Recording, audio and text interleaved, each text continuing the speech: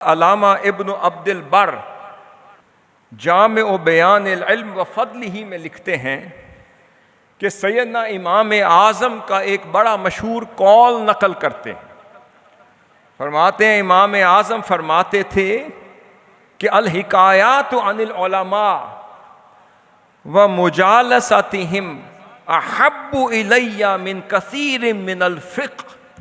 آپ فرمایا کرتے تھے کہ علماء کی زندگیوں سے متعلق ان کے آثار، ان کے واقعات، ان کے احوال، ان کی کہانیاں، ان کے قصص، پھر ان کے سوانح حیات، پھر فرماتے تھے پھر ان کی مجلس میں بیٹھ کر ان سے فیض حاصل کرنا مجھے یہ فقہی مسائل بیان کرنے سے زیادہ محبوب ہے.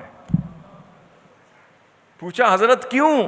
فرمایا لِأَنَّهَا آداب القوم وَأَخْلَاقُهُمْ، کیونکہ ان کی مجالس سے اخلاق اور آداب سیکھے جاتے ہیں.